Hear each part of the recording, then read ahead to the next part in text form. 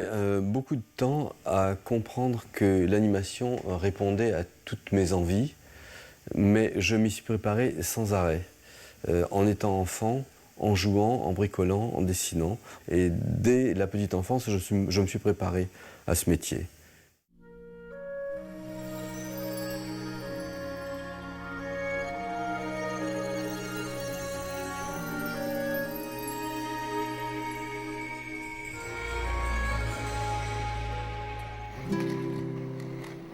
Pour Azur et Asmar, tous les jours, j'allais au travail en patin à roulettes et je traversais une Paris extraordinaire.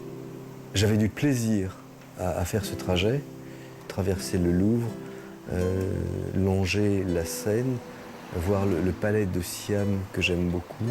Tout ça est une beauté, une réussite. Ça m'impose un niveau de qualité au-dessous duquel je n'ai pas le droit d'aller. Une exigence de beauté et de réussite esthétique que Michel Oslo porte en lui depuis sa plus tendre enfance. Et c'est en Afrique, où ses parents enseignent dans les années 50, qu'il s'éveille à cette beauté. J'étais conscient de la beauté, j'essayais de la dessiner. Et je n'arrivais pas à faire aussi bien que la réalité, mais j'essayais. J'ai un très bon souvenir des dames, les jours de fête. C'était un feu d'artifice, mais un feu d'artifice extrêmement contrôlé et élégant, que j'ai retrouvé ensuite en allant faire la musique et les dialogues de Kirikou à Dakar. Et de cette enfance passée en Guinée, il restera marqué à jamais par les contes africains. L'histoire de Locke le lièvre, redite par Senghor, un animal très astucieux. Il n'a pas de puissance particulière, mais il est intelligent. C'est des contes probablement à l'adresse des écoles primaires de tous les territoires français de l'époque. Et donc il y a et l'Afrique et l'Extrême-Orient. Ça a été aussi mon univers, des contes de partout. Moi j'ai aussi évidemment lu les contes de Perrault et quelques-uns des contes des Mille et une nuits. Je suis à l'aise dans le conte comme un poisson dans l'eau, parce que le conte c'est agréable. Il y a tout de suite des princesses et des fées, et en plus les fées, dès qu'il y a un problème, je fais arriver une fée ou un magicien, et puis je résous le problème. Pour Kirikou, j'avais un problème, j'avais tout de suite un fétiche qui faisait le boulot. Dans Azur et Asmar, j'ai aussi des djinns qui font le boulot. De retour en France, sa famille s'installe à Angers. Michel Oslo a alors 12 ans. Pas très à l'aise dans cette nouvelle vie, il doit se construire de nouveaux repères. Angers, c'est mouillé et le ciel est gris. Et j'ai eu du mal, et il y avait aussi autre chose. J'étais un étranger et un émigré pas heureux, et je ne le savais pas. Il est clair que j'ignorais les codes de cet endroit. L'abominable crapaud, c'est moi à 15 ans. Je me suis conduit en émigré pas heureux et hostile, et j'ai critiqué le pays sans arrêt, pendant 10 ans, au lieu d'être heureux. Attention, tu vas droit dans le panier. C'est quoi un palmier? C'est un arbre d'ici. C'est moche, comme tout ce qui est ici. Pff, ils n'ont pas de sapin. Après le lycée, je suis tout simplement rentré aux Beaux-Arts, où là, après avoir été un mauvais élève, je suis devenu un très bon élève. Et donc là, j'ai appris tout ce qu'on pouvait faire avec une feuille de papier. Et puis, j'ai commencé à faire des petites choses pour moi, avec la caméra de mon père, et des petits essais. Et c'est seulement je crois vers 20 ans, où j'ai bien défini que finalement, c'était exactement ça que je devais faire et que je ferais. Après les Beaux-Arts d'Angers, il entre aux Arts décoratifs de Paris avant de partir à la rencontre de l'Amérique. Michel Oslo étudie pendant 1 an l'animation à Los Angeles sans se laisser vraiment conquérir par l'univers de Disney. Je n'estimais pas tellement Disney. Ce qui venait sortir, c'était le livre de la jungle, et je trouvais que c'était pas assez beau pour moi. Je trouvais que les décors étaient pas aussi bien que dans La Belle au bois dormant. À mon goût, il n'y avait pas assez de princesses, il n'y en avait pas du tout. Et Mickey lui-même, j'avais tendance plutôt à le mépriser. Et j'étais arrivé avec un dossier bien ficelé, très français, élégant, audacieux. Et en fait, j'impressionnais un petit peu les animateurs de chez Disney qui ne savaient pas faire ça et qui n'ont pas essayé de m'enseigner ce qu'ils savaient et que je leur ai pas demandé. Et c'est vraiment une sottise de ma part de pas, même si je n'étais pas intéressé par l'animation classique et surtout l'animation cartoon, j'aurais dû apprendre tous les trucs. Mais j'avais quand même aucune envie de rentrer chez Disney. J'ai toujours été autonome et j'avais envie de faire mes choses à moi. Ça.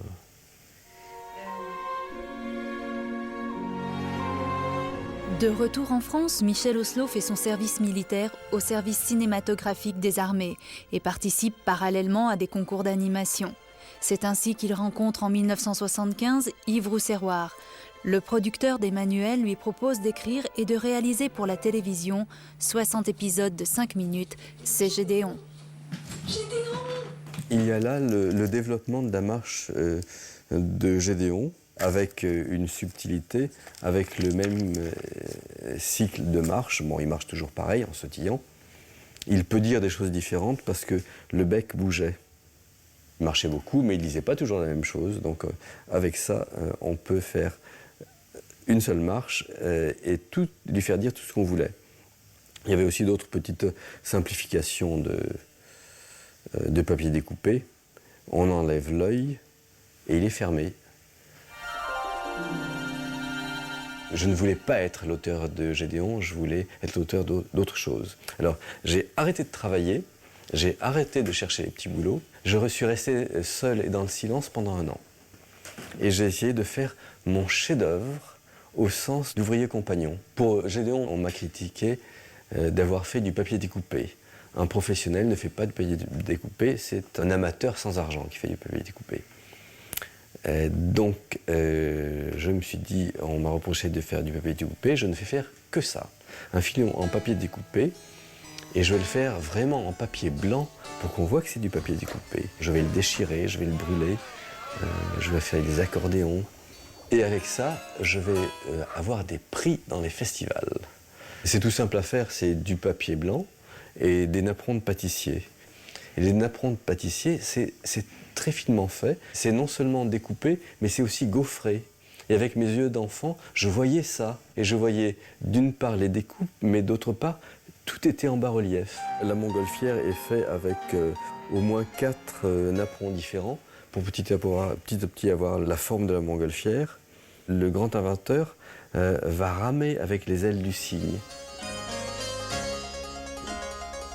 Les 3 inventeurs, c'est vraiment moi. J'ai inventé l'histoire, j'ai fabriqué toutes les petites marionnettes, j'ai tout animé, j'ai monté. Je ne savais pas comment on faisait, j'ai cassé les bandes. J'ai eu une partie de ce que je voulais, la reconnaissance du monde de l'animation et des prix dans les festivals. Par contre, je n'ai pas eu de travail. Exception faite de la commande de Jacqueline Joubert pour Antenne 2. Le principe, elle laisse à Michel Oslo une liberté artistique totale et il conçoit et réalise pour la chaîne 13 épisodes de 4 minutes, La princesse insensible. C'est à la même période qu'il réalise La légende du pauvre bossu, un film volontairement dépouillé, sans dialogue, sans mouvement et sans couleur, pour lequel il obtient le César de l'animation en 1982. Les prix se succèdent, mais la période de vache maigre n'en finit pas. Personne n'a compris comment j'ai survécu. Mes propres parents me disaient « mais est-ce que tu te fais entretenir ?» Parce que je ne voulais faire que de belles choses. On m'a proposé quelques travaux, mais que je trouvais inacceptables. D'une part, j'en pouvais plus, je ne voulais plus faire de séries pour de la télévision. Et d'autre part, ce qu'on me proposait, c'était après des bandes dessinées que je n'aimais pas du tout, que je trouvais très mauvaises. J'étais pas sur Terre pour faire quelque chose que je trouve très mauvais. J'ai survécu en faisant des petits films à droite et à gauche, mais en vivant à petit feu. C'est alors qu'il quitte, le temps d'un court-métrage, l'univers des princes et des princesses pour réaliser en 1987 Les 4 vœux. J'ai traité un fabliau du Moyen-Âge, cette fois-ci en dessin animé classique, c'est-à-dire beaucoup de dessins que j'ai animés avec un autre animateur, Gilles Burgard. C'est un film qui a été sélectionné officiellement à Cannes. qui a eu aussi des prix à droite et à gauche, qui s'est très bien vendu parce que en fait les gens aiment bien et le sexe et rire, et il y a les deux. Mon héroïne changeait un petit peu des princesses habituelles, c'est elle. Elle peut être satisfaite, elle peut être un peu surprise, un peu malheureuse. Et le troisième personnage est impassible, Saint-Martin. J'ai trouvé abominable de faire du dessin animé, c'est-à-dire des milliers de dessins, toujours un peu pareils. Le papier découpé, c'est beaucoup plus rigolo. Pendant cette période difficile, Michel Oslo continue de réfléchir à de nouvelles histoires et c'est ainsi qu'il pense à une nouvelle série de courts-métrages. Le principe est simple, un homme, deux copains et un hibou entrent dans un vieux cinéma. Ils ont une idée de film et l'écran s'ouvre sur le nouveau court-métrage de Michel Oslo. Cette série s'appelle Cinécie et Michel Oslo y croit dur comme fer. Il propose le concept partout et la télévision passe commande. J'ai fini par faire un spécial pour la télévision qui s'appelait Les Contes de la Nuit. C'est aussi un joli titre qui reprenait exactement la mécanique Cinécie avec 3 histoires. Et puis finalement, le producteur m'a dit arrête de perdre ton temps avec la télévision, fais du cinéma et écris-moi un long métrage. C'est une parole historique. Merci Didier Brunner. C'est qui? C'est Kirikou. On n'avait jamais fait de dessin animé de long métrage avec des Africains, jamais. C'est absolument monstrueux et je voyais très bien l'image que je voulais faire avec des belles personnes sombres qui se détachent sur un décor en couleur. Mère, enfante-moi. Un enfant qui parle dans le ventre de sa mère s'enfante tout seul. Il y avait un conte recueilli par un administrateur des colonies françaises en 1912 qui m'avait vraiment parlé et j'ai repris dans Kirikou et la sorcière le début presque textuellement. Un enfant qui parle dès le ventre de sa mère et qui dit « Mère, enfante-moi ». Je trouve que c'est extraordinaire comme début. Et le fait de mettre un accouchement à l'écran pour un dessin animé pour les enfants, c'était tout à fait africain dans mon esprit. C'est vraiment une chose que j'avais envie de transmettre. On a un corps, c'est pas la peine de le cacher. Alors une autre surprise de Kirikou, bon, j'avais pas l'intention d'en faire un deuxième. La réalité, le succès, les demandes multiples, y compris des enfants, bon, tout d'un coup je me suis trouvé à faire un second Kirikou que je n'avais pas prévu. Je ne peux plus bouger et elle pue en plus. Je suis coincée. Il a fait plus d'entrées que Kirikou et la sorcière. C'était une surprise. Et je me rends compte que maintenant, c'est plus du cinéma, c'est de l'amour. Les gens ont adopté cette création qui me dépasse. Après le succès de Kirikou, Michel Oslo souhaite se retrouver. Son projet, passer 6 ans de sa vie sur un thème qui le touche. Le sujet, ce sera l'immigration, le film Azur et Asmar.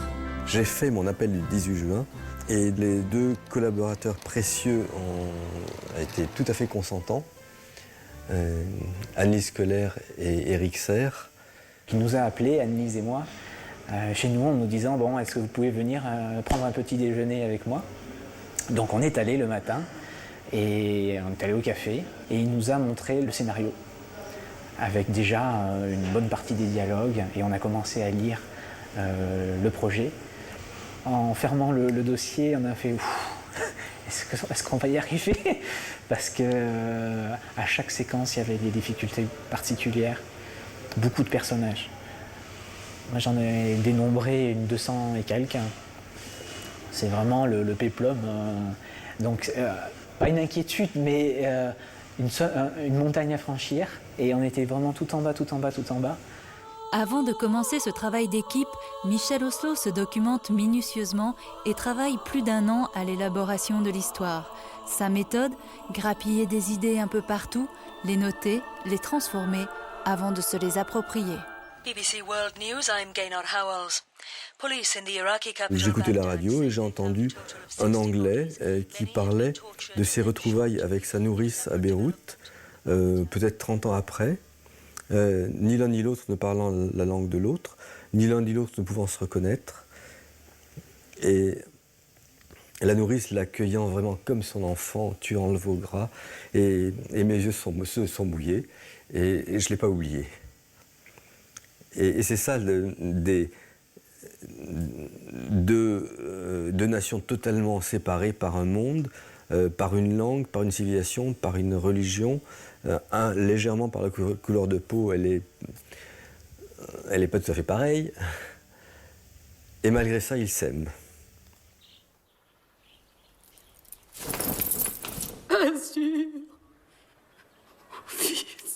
J'ai lu quasiment tout le Coran, puis l'Évangile, et j'ai lu beaucoup de choses sur ce sujet, et aussi sur les relations de l'Occident et de l'Orient.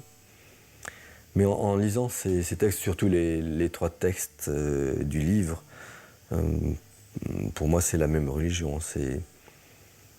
On se bat parce qu'on se ressemble, mais pas parce qu'on est différent. J'ai découvert peu à peu qu'il y avait des gens dans les pays musulmans qui pensaient que les yeux bleus portaient malheur. Pour moi, les yeux bleus, c'est la beauté et la pureté.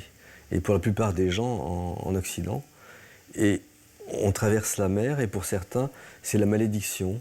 Et j'ai eu l'idée de l'immigré qui souffre, qui ferme les yeux. Et c'est ça qu'il ne faut pas faire. Et dans le film, c'est idiot, il ferme les yeux, et dès qu'il a fermé les yeux, on avance, et c'est de plus en plus beau. Et il le rate. Attention, tiens. C'est curieux. Non, c'est pas curieux, c'est du carrelage. Pff, ils n'ont pas de crépi. Fais attention où tu vas. Une exigence et un souci du détail qui se retrouvent jusque dans la sonorité et la signification des noms de ces personnages. Donc j'ai pris pour mon héros blond aux yeux bleus le mot azur, qui est un nom commun de couleur. Pour son camarade brun aux yeux noirs, je suis allé trouver une personne qui parlait arabe et j'ai dit plusieurs mots et il me les traduisait. J'ai dit brun et il a dit asmar et je me suis dit ça c'est bien. Donc il s'appelle bleu et brun, azur et asmar. Les gens sont un peu étonnés que d'une part j'emploie autant d'arabe dans le film et d'autre part que je ne le sous-titre pas.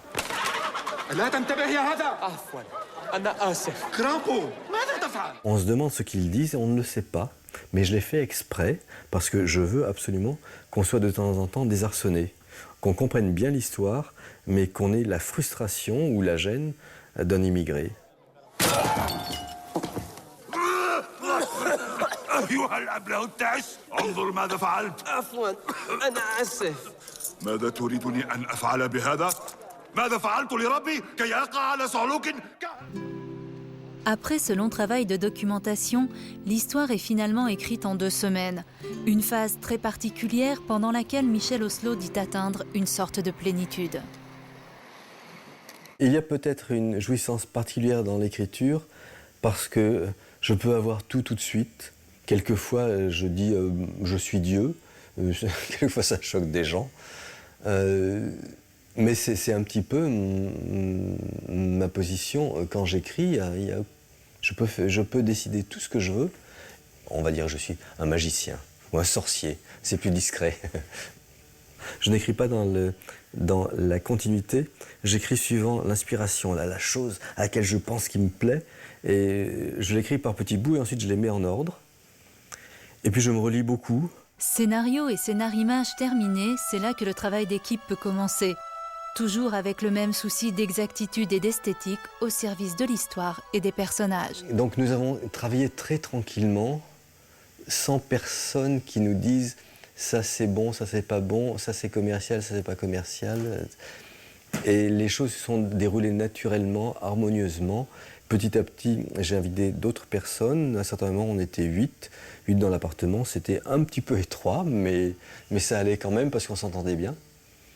Donc une préparation très poussée a été faite intimement chez moi, tranquillement, en prenant notre temps, en faisant la cuisine, en allant voir des expositions, en ne regardant pas la montre, bien sûr.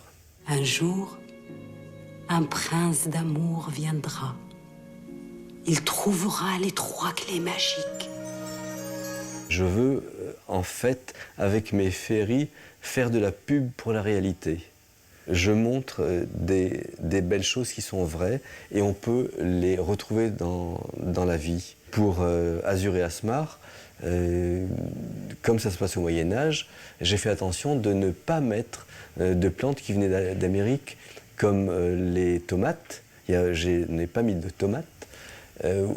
Et comme les figuiers de Barbarie, là j'ai dû les arracher, les supprimer des décors, parce que j'avais fait un gros reportage sur les figuiers de Barbarie qui permettait de faire des très beaux décors, très typiques maghrébins. Ben, pas du tout, c'est américain. Les historiens verront que je fais un Moyen-Âge sans figuiers de Barbarie. C'est américain, ça n'a pas à apparaître avant 1492. La recherche de documents, elle s'inscrit dans cette démarche d'essayer d'aller jusqu'au bout de ce qu'on peut faire pour bien faire les choses. Après, on prend des libertés par rapport à l'exactitude, par rapport à ce qu'on a envie de dire. Ça, c'est un livre que Michel aime particulièrement. Il est très intéressant parce qu'il est fait par un artiste du Maghreb et c'est très observé. C'est la vie toute simple, dessinée avec beaucoup de sentiments, de justesse, et donc on s'en est tout à fait inspiré. Là voilà un mariage avec les servantes qui préparent le couscous qui attend, l'école coranique aussi, l'alignement de babouche, ça a beaucoup plu à Michel. Il a eu envie de le représenter. La mère d'Anne-Lise qui a passé une partie de sa vie au Maroc, donc elle disait là ça va pas, alors on refaisait. Elle nous a aussi donné de très beaux livres de cuisine qui m'ont vraiment inspiré aussi pour écrire. Et les petites cérémonies pour, par exemple, se laver les mains. Alors les gens qui ont l'habitude ne mettent que 2 doigts, mais Azur qui n'a pas l'habitude, il fait vraiment sa toilette. Si je n'avais pas lu ces beaux livres sur la cuisine et la tradition des repas, je n'aurais pas pensé au lavement des mains, alors que la propreté fait partie de cette civilisation.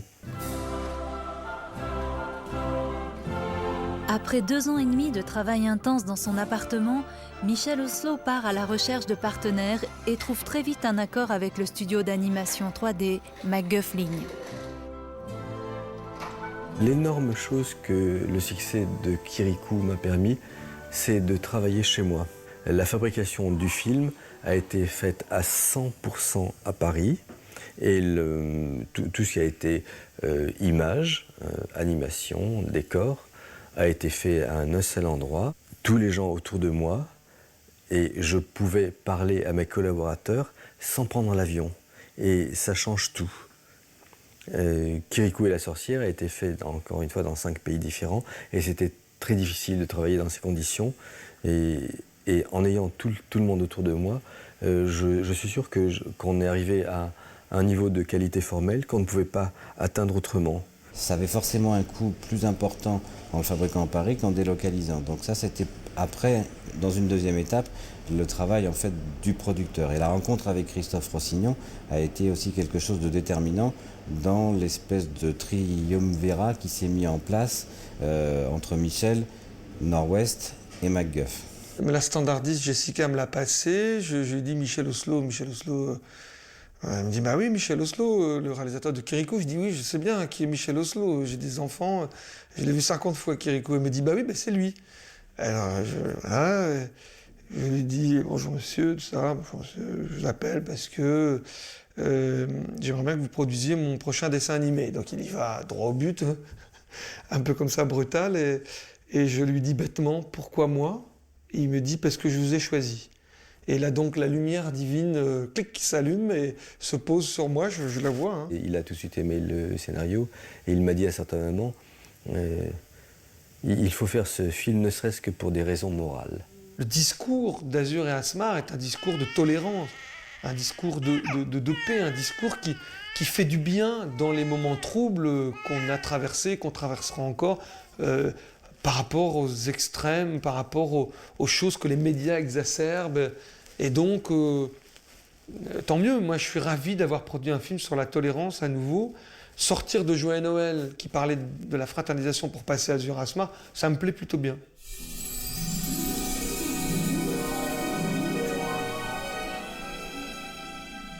Cette implication comme ça, cette imbrication des personnages en 3D dans un univers en 2D extrêmement précis, extrêmement pictural, très détaillé, très riche, avec des personnages qui au contraire, eux, devaient être très simples, il y a eu un gros travail de recherche sur comment créer ça. Après, la deuxième phase, ça a été comment les animer dans l'esprit d'un film de Michel Oslo. On n'anime pas de la même manière pour Michel Oslo ou pour un film publicitaire où on essaye d'aller dans de l'animation plus cartoon. Il y a une esthétique très particulière dans toutes les étapes du travail de Michel qu'on pourrait qualifier comme une espèce de simplicité poétique. C'est-à-dire que tout paraît extrêmement simple, mais en fait derrière ça demande énormément de travail. En général, les films en 3D, je ne les aime pas parce que l'image n'est pas inventée. C'est en général une image qui imite ce qu'ont fait les autres et ce qu'ont fait les autres techniques. Les vêtements, j'ai décidé qu'ils n'auraient ni lumière ni ombre. Une robe toute plate, bien découpée, et sortant de la robe, des mains et un visage un petit peu modelé, avec une lumière qui n'est pas directionnelle, un peu comme dans une icône. La 3D m'a permis de faire des choses que je ne pouvais pas faire en dessin animé, les bijoux et les broderies. Et alors, comme je pouvais les faire, je les ai fait hyper réalistes. Donc il y a trois choses empilées qui marchent bien parce que on voit, c'est une image de conte de fées et l'ensemble est voulu et fonctionne alors que c'est pas normal. Des vêtements pas éclairés, des visages toujours en bas-relief et des bijoux hyper réalistes parce qu'il faut que ça brille. Oui, ce sont tes vêtements. Quel âge as-tu? Mon travail a rempli tes coffres de beaux costumes. Tu peux en prêter un à ton frère qui a tout perdu? Oui. Maman.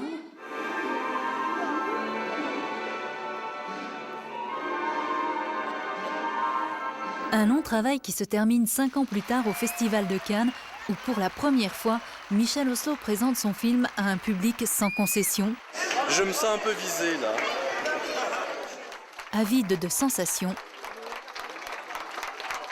et très curieux. Combien vous avez mis de temps pour faire? Alors, j'ai mis en gros 5 ans. Il faut vraiment y croire. D'abord, j'y ai pensé pendant 1 an. Ensuite, je l'ai préparé pendant 2 ans avec des amis. Et pendant 4 ans, on a fait bouger et on a fait des décors.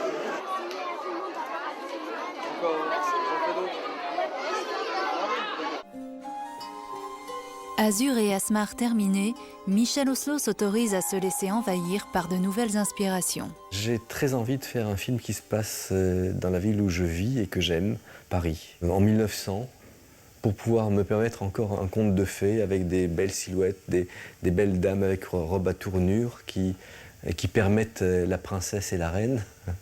Mais là, je n'ai que le décor. Le reste, je ne sais pas. Je pense que je donnerai des rôles. J'ai envie de donner un rôle à Sarah Bernard et un à Proust, tant que j'y suis. Mais je ne sais pas du tout quelle histoire ça sera. Et je le ferai si je trouve une histoire qui veuille vraiment dire quelque chose.